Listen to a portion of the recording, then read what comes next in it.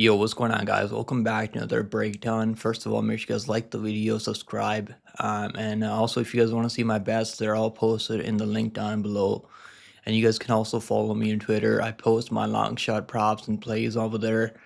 And if you guys want to support my channel, you can become a member. It's you get some live stream perks and you get to support my work. Let's break down this card now, guys. We got Poitin, Alex Pereira, one of the most active champions on the roster right now, taking Ankalaev, the rightful contender.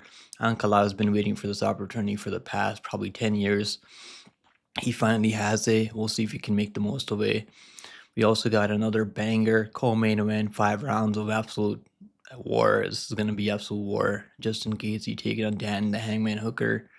It's going to be crazy fight there. We got Ruffy also on this card. Jalen Turner taking on Ignacio Bahamondes. Bahamondes is his first crack at the top 15. We'll see if he can make the most of it. A lot of good fights on this card. Even Bruno Ferreira, the Hawk, taking on Armin Petrosyan. Petrosyan coming off one of the craziest KO losses we've seen. He got hit with the double spinning back fist. I think it was from Sharamagomedov. Absolutely crazy there from Sharamagomedov. We got Carlos Leal taking on Alex Morono.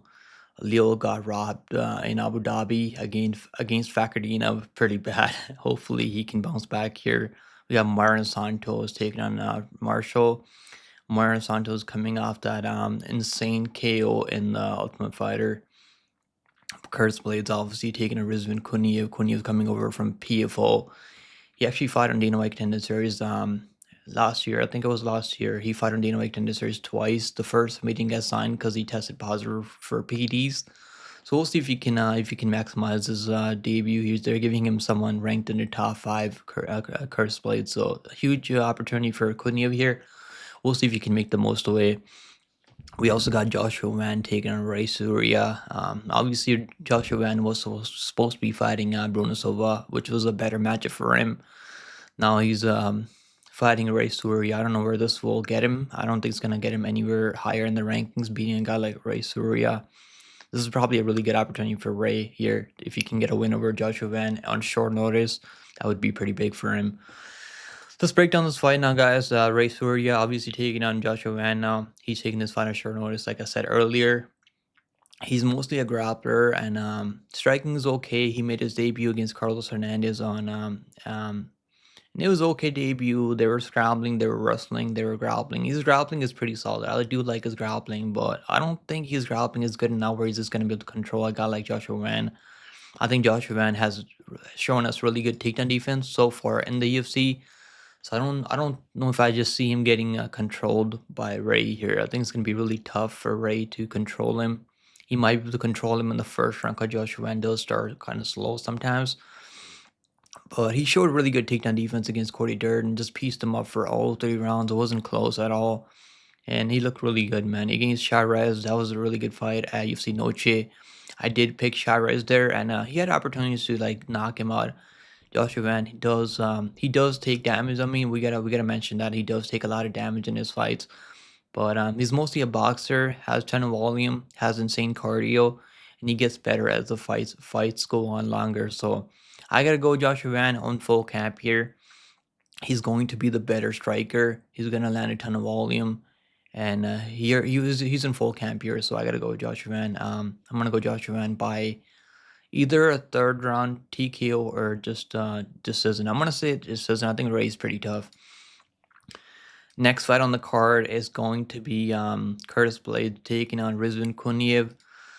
So Rizvan Kuniev has been training over their American top team with Georgina Rosenstrike. So he's getting some work in with some people, with guys like Rosenstrike, who's already fought Curtis Blaydes in the past. Blaydes was able to obviously go out there and beat Rosenstrike, but this is gonna be a good matchup, man. Kuniev, his claim to fame is him testing positive for PEDs after he beat Renan Ferreira in PFO, where he just took him down over and over and just out-grappled him. And it's not shocking, right? Renan Ferreira has always struggled with guys that can take him down and hold him down. We've seen that recently against Ngannou when he just got taken on, pounded to the mat. I mean, pretty much. This is gonna be a good matchup, man. This is a huge step up for Kuniev here. Blaydes has been here. He's been fighting the best guys in the UFC.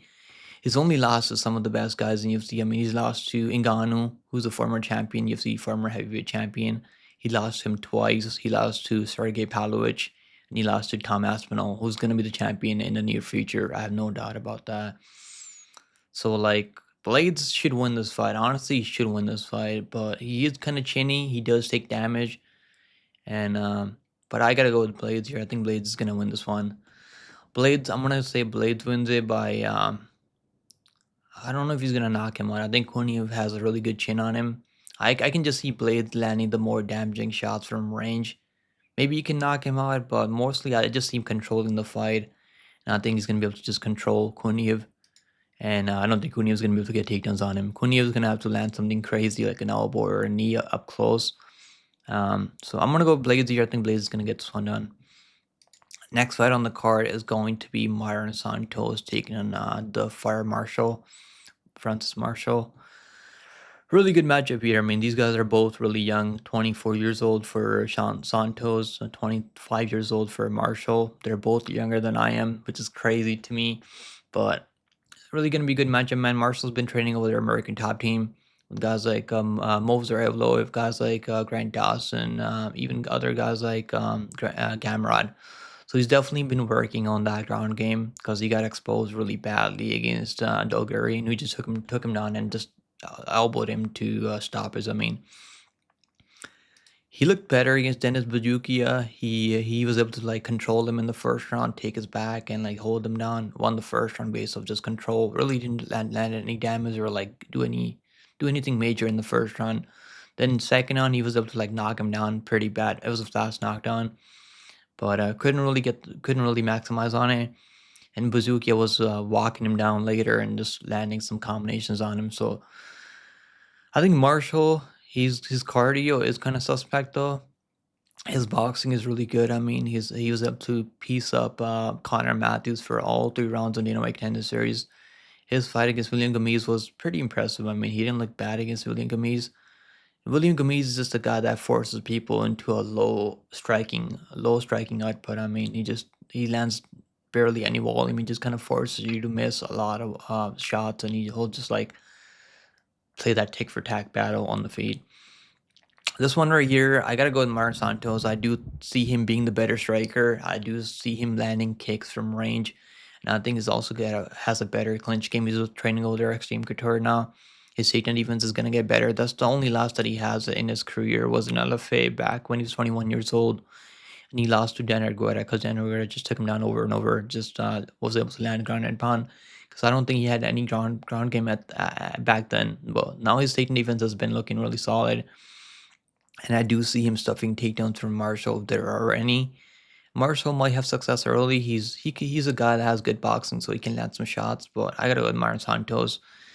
I do see Myron Santos getting this one done by maybe a late TKO, or I'm gonna say he wins by I'll say decision. I think Marshall has a really good chin on him. The only time we've seen him finished is when he got taken on and ground and pounded by Dogurian. Dogurian has really good wrestling. I don't think Myron Santos is gonna take him down here. Next fight on the card is Alex Morono taking on Carlos Leal. Leal got robbed pretty bad against Fakardinov. I mean, one of the local judges had it 30-27 for Fakardinov, which is crazy to me. And I mean, I bet on Fakardinov, and I don't think he won that fight. Let's just say that much. Now he's fighting Morono here, who's mostly a volume striker, doesn't have as much power. And Morono's actually looked terrible recently. I don't think he's looked good in his last few fights. I mean, I guess Nico Price, that was generally one of the worst fights I've seen, and I can't believe they had that on the main card pay-per-view. Absolutely diabolical there. And even D-Rod looked terrible. I mean, they both looked terrible in that fight. I'm not impressed. Even against Corbin McGee, I was pretty confident in him. I bet a ton of money in parlays with Morono, and he barely won that fight. I mean, like, Corbin McGee is not a good striker. Like, he's a good wrestler, but he was getting taken on, like, outstruck on volume, but he was able to land the better shots, so which is why they gave him the win there. Leo, I think, is gonna be able to stuff his takedowns. I mean, he was able to stuff Fakhridinov's takedowns, who's a much better wrestler. And I just see Leo being able to land the better shots, and I think he's gonna knock him out. So I gotta go with Leo by KO, TKO in the second on. I think he's gonna find some big shots on Morono, and I don't think Morono has a chin to be able to take those shots. So I'm gonna go Leo by KO, TKO. Next fight on the card is Ozzy Diaz taking on Jordan Santos. Now, I really didn't know much about Jordan Santos. He fought on Dana White Contender Series, and I watched some tape on him when I was doing research for Contender Series. And he looked good, man. He really didn't look that good on his Reason MMA tape because he was taking a lot of these guys a distance, and I was like, oh man, this guy's really not that good. But he's actually getting better. He's only 27 years old for middleweight. I mean, and the guy's got good cardio. He can go 5 hard rounds if he needs to. He's got really good takedown defense. And I think he's got better striking from range, where he'll throw kicks and like land some really good shots. He's a sniper from range. Whereas Ozzy Diaz, I mean, he's a good boxer, and he's good cardio. He's pretty durable. I mean, he's only been knocked out by guys that have big power like Joe Pyfer, Min Yang Jang, but he has been finished in all 3 losses. So we have to like talk about the durability. There are some questions about durability on Ozzy Diaz's side. Obviously Diaz has fought the better opponents, guys that we know are big hitters like Minion Jang and Joe Pyfer. Jordan Santos, I think he's gonna be able to control this fight. He can also mix in takedowns if he needs to. And I'm gonna go with the Jordan Santos here. I'm pretty confident Jordan Santos can get this one done. Does he finish him? I'll say TKO. I mean, Ozzy Diaz, even in the amateurs, he's been finished in all every time he's lost. So I'm gonna go Jordan Santos, even though he's gone the distance in the last 3 fights, and he might go the distance here, maybe. But I'm gonna take him by KO TKO. I think he's gonna be looking for that bonus in his debut. Next fight on the card is Bruno Ferreira taking on Ironman Petrosyan. Man, Ironman Petrosyan got, I mean, that was a nasty KO loss that he took against Shara Magomedov. I mean, like, how do you prepare for something like that? I mean, you probably can, right? Double spinning back fist by Magomedov, insane. He wasn't looking bad against Kaya Brahalio on the feet, but Brahalio just took him down over and over. Armin just can't stuff a takedown, man. I mean, this guy just like, you can just take him down. I mean, Augusta Win can take this guy down. Bruno Ferreira is a brawler mostly. He has big power, and he can knock you out with one shot. I mean, we've seen him knock out Robocop in his debut in short notice in Brazil. Knocked him out with a short left hook counter. I mean, Robocop was out cold. He got KO'd by Nurse Rizzy Boy. He threw a body kick, and Rizzy Boy caught the body kick, hit him with a straight right. Rizzy Boy has a nasty straight right, and he has big power. And then obviously Magomedov was able to just grapple him and just make him work. And but he had good moments in the second on. He almost finished Magomedov in the second on.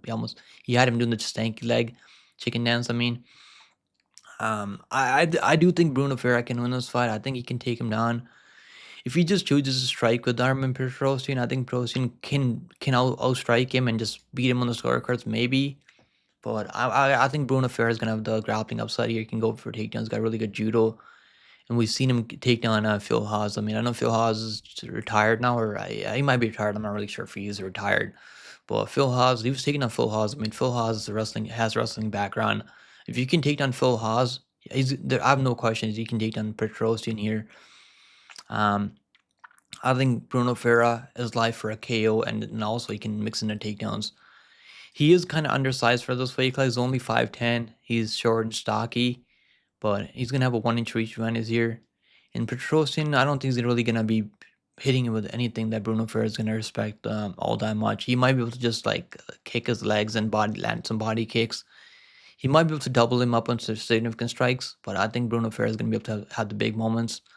I'm going to take Bruno Ferreira by finish by KO, TKO, ground and pound. Alright, guys, we got the next fight on the card. Now we got Jalen Turner taking on Ignacio Bahamondes. Man, this is Bahamondes' first crack at the top 15. We'll see how he looks, man. He's looked pretty good. He trains with Bilal Muhammad, so he's one of Bilal Muhammad's guys, and those guys have really good game planning. He's looked pretty good. I mean, I actually bet against him at UFC Noche.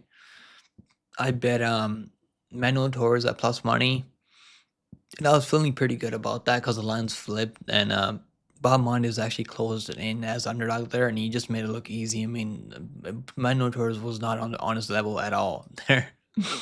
Now he's gonna be fighting someone that has the same height. I mean, is the same reach as him. Turner as danger striker, as a really good finisher if he can hurt you on the feet.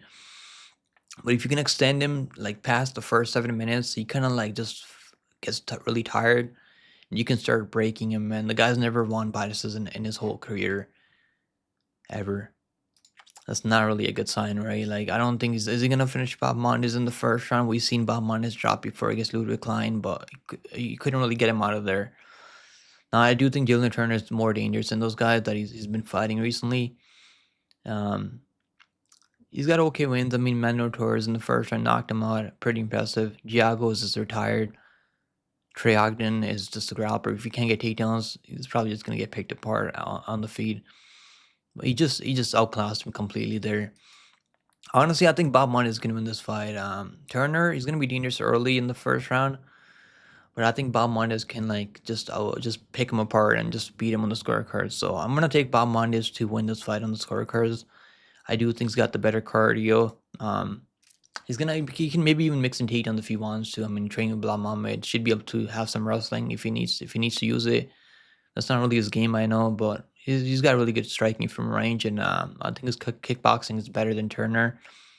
But Turner is a dangerous striker, so I'm not sure if I'll bet this fight. It's gonna be a really good fight. Just sit back and watch. I am gonna go with Bahamondes by decision. Next fight on the card is Bobby Green versus Mauricio Ruffy. Man, Bobby Green looked terrible against Paddy Pimblett. I mean, he was eating some leg kicks and he shot for a takedown against Paddy Pimblett. Terrible idea shooting for a takedown against Paddy Pimblett. Then he ran into that submission in the first round. I mean, that was just not a good look, and he looked terrible there. I mean, he's 30 years old, almost 40 years old now. He was able to like completely beat up on Jay Miller, but Jay Miller is also 42. I mean, even though Jay Miller can still get a win here and there, then Jalen Turner knocked him out. I mean, that was one of the worst stoppages we've seen ever. They should have stopped the fight like 2 minutes after they stopped the fight.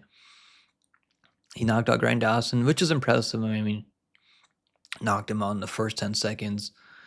But Grant Dawson is not a good striker. Neither is Jim Miller.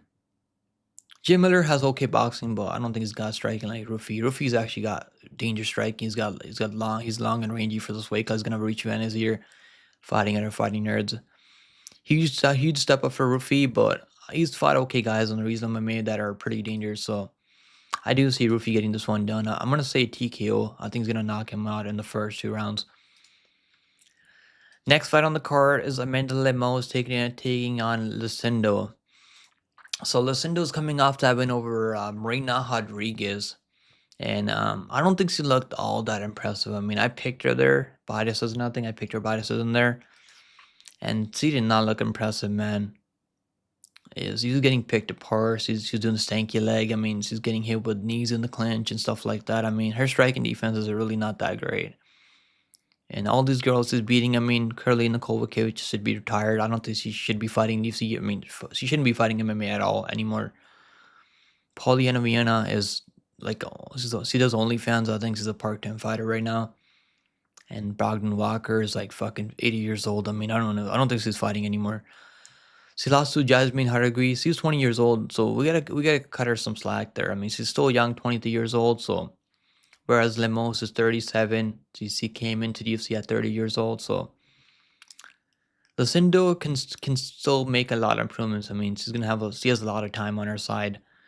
Whereas Lemos, she already fought for the title against Zhang Weili. She got beat up so badly against Zhang Weili, but Zhang Weili can do that to pretty much everyone, unless other than Rose. Jandiroba, we did pick Jandiroba by a second on submission there, because I thought Jandiroba's grappling is going to be way too much for Lemos. Lemos is going to have the more power here. She's going to be the better striker. Her cardio is kind of suspect, and she can be taken down. And she makes mistakes when she's stuffing takedowns. She'll like go for a guillotine and like pull a guillotine and like give up takedowns. Lucindo, I'm not really sold on Lucindo. I think this is going to be, I think this might be too much too soon for Lucindo. Obviously she's still winning fights. I mean, you gotta respect that, but I gotta go Lemos here. I think Lemos is gonna have big power. He's been fighting the much better opposition, and hopefully she's the underdog, so I can bet on her here. So I'm gonna take Lemos by decision. Alright, guys, co-main event of the evening. Remember, you guys like and subscribe if you guys enjoy these early breakdowns. We got Justin Gaethje taking on Dan the Hangman Hooker. Man, Hooker's been looking good right now. He's coming up 3 wins in a row, beating Jalen Turner. I mean, he took a clean head kick from Jalen Turner. I don't know how he stayed upright after taking that clean high kick from Jalen Turner. Insane chin. Dan Hooker, at one point, I mean, after I lost to Makhachev, he took that fight on short notice, to be fair. He took the Makhachev fight on short notice probably for a paycheck. Then he was cutting down to 145, probably the worst idea ever. Should have never cut to 145. His chin just wasn't there to be able to take shots from Allen, and the speed was a big difference there too. So he's been looking good right now. He's won a couple of fights by split decision, and I watched all these fights back, and I can't even like disagree. I mean, it was close. All these fights were close, so I can't even like blame the judges for giving it to him, because he was the one pressuring forward later half of pretty much every round, and Gamera was shooting for sloppy takedowns, and the optics weren't good. When it's a close fight, you can't be shooting takedowns like that. They look terrible. I mean, it's gonna make you lose the fight even if you should be winning the fight. If you're shooting takedowns like that, you're missing takedowns like that, it's gonna be terrible luck for the judges. Now he's fighting Justin Gaethje, one of the best strikers we've seen in the UFC, one of the most dangerous strikers. Is he the most technical guy? Not really. I don't think Justin Gaethje is like the most technical guy. We did pick Max Holloway over him. We cast on Max Holloway by ITD, insane odds. I think it was like plus 800 or plus 750 by finish on Max Holloway, and he knocked him out with like a second to go. I mean, the last second, it was absolutely insane from Max Holloway there. He was on a pretty good run. I mean, he probably should have fought for the title and shouldn't have taken that Max Holloway fight, but he probably thought it was going to be easy money. Then he just took that Max Holloway fight for the BMF belt. Had a really good fight against Justin Poirier, knocked him out with a high kick. Had a war with just Rafael Fiziev. Some people think he lost the fight. I think he won the fight. I picked Fiziev there, and I think he won that fight. He was able to land more damaging shots in the pocket. I mean, they were just boxing with each other. Now, Hooker is going to have the more dynamic striking. He's going to be able to land teep kicks at range and land some body kicks. He's got some nasty kicks, and he can box really well too.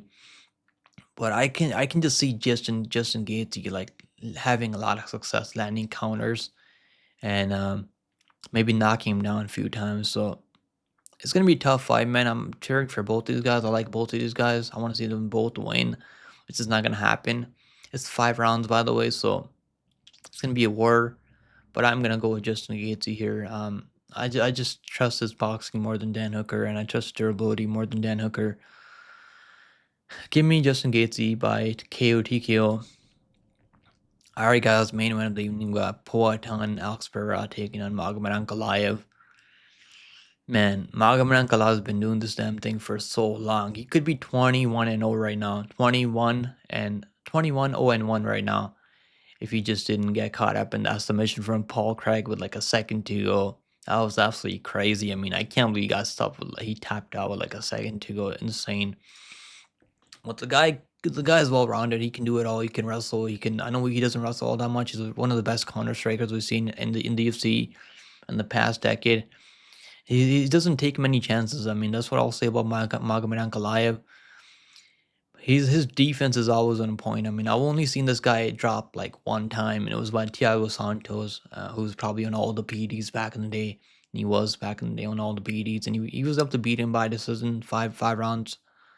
Took him the distance. Probably should have finished him. I mean, let's be honest, but he did what he needed to do to beat him there. Hasn't really had the finishes. I mean, like, he's only finished guys that are like terrible. I mean, Anthony Smith is just kind of quit there. He had an injury there. I think he broke his leg. Might have injured his leg. Then he finished Johnny Walker. I mean, Johnny Walker really isn't the most durable guy. Let's just say that much. Now he's fighting Alex Pereira, one of the best strikers we've seen ever in any combat sports out there. Man, this is a tough one. I mean, I think Magomed Ankalaev, if he wrestles, he's gonna make this look really fucking easy. I mean, he's just gonna take him down over and over, and he could just take him down over and over. Is he gonna strike with Pereira? I think he can strike with him. I think he can have a lot of success. We just seen Roundtree go out there and like win the first 3 rounds against Pereira. Roundtree's a good striker, but I mean, like, I don't rate Roundtree as much as Magomed Ankalaev. Now, Poaton's going to be able to land leg kicks, and he's going to be able to land high kicks. The right high kick's going to be open, and Magomed Ankalaev was eating a lot of high kicks from Rockies. And he won that fight 29-28. I mean, probably should have done more there. He should have finished him there. Come on, he needed to finish Rockies there. But Rockies is pretty tough. This is a tough one, man. This is definitely a tough one for me. Pereira's been so active right now. He's been going out there, finishing all these guys. I mean, he finished Sean Strickland, finished Yuri Brajka, finished Malhill, finished Roundtree. I mean, he finished him in the 4th round. Even though he was down early, he got dropped by Roundtree early. He got dropped with he took a high kick from Roundtree also. Guys, I'm gonna pick Magomed Ankalaev. I think Ankalaev at this time, the guy's always training. He's training over there with Volkov right now, one of the tallest guys we've seen. So I don't think the reach event is gonna be a problem for him. If he doesn't like the striking, I think he can just take him down. I really do, man. I really do. I'll be cheering for Pereira. I think he can win this fight. I don't think Ankalaev is going to smoke him or anything like that. I think Ankalaev is going to be able to win rounds. And I don't think he's going to take as many chances. And I think the left straight from Ankalaev is going to be a problem for Pereira, which he might not finish him. I mean, Pereira has really good durability at 205, so I don't think Magomed Ankalaev is going to finish him. I think he's just going to do enough to bank rounds. And then he's also going to be able to mix in takedowns. I know he said he's not going to mix in any takedowns, and I'd be kind of surprised if he doesn't mix in takedowns at all. I think he's going to start wrestling after he eats a few leg kicks from Pereira. He's going to walk him down, man. I don't think Ankalaev's going to respect him. Pereira's going to have to knock him out. He's going to have to like drop him with the left hook or something to get respect from Ankalaev. Because Ankalaev, normally he just walks people down. Doesn't really respect anyone. We'll see. I mean, this is probably the most dangerous. This is the most dangerous guy that Ankalaev is fighting in the UFC. Poaton. But I'm gonna go Ankalaev at plus money. I mean, plus money for a guy that has never been anywhere close to plus money in the past. I mean, he's mostly coming in at like minus 300, minus 400. He actually opened up as a favorite in the spot like minus 200, I think, or something like that, or minus 160, I think it was. And the money came in Pereira, which I understand. I mean, I do understand all the money coming in Pereira. I'm going with Ankalaev. I know it's not going to be a popular pick. People aren't going to like it. But we'll see. We'll see what happens. And I'm excited for this card for sure. But I'm going to go to Ankalaev at plus money. I think it's not a bad bet at plus money. I mean, the guy that can do more. I mean, he can wrestle. He's got more passive victory. He can take him down, hold him down, even ground and pound. I don't think Pereira's going to be locking in a submission over him. I mean, imagine he locks in a submission. That'd be pretty crazy if he can finish him by submission off his back or something like that. Pereira, I think his striking can hang with him, man. If Roundtree can bank the first 3 rounds, Roundtree was tired because they were fighting elevation, so Roundtree got really tired in the later half of that fight. But I'm going Ankalaev here by decision. So those are my full preparation, guys. Let me know if you guys agree or disagree. I know people are gonna be, oh, you're picking Ankalaev. I can't believe you're fading Pereira. It is what it is, you know. That's what I feel like. I'm gonna tell you guys what I think is gonna happen. I could be wrong here. That'll be fine if I'm wrong. I'm picking Ankalaev. We'll see what happens. I'll see you guys in the next one, man. Make sure you guys like, subscribe, and we'll see. We're only a few weeks away from this card now. Later, guys. Take it easy and make sure you guys like the video, subscribe on your way out, and hopefully you guys stay safe out there, stay healthy. See you guys in the next one. Later.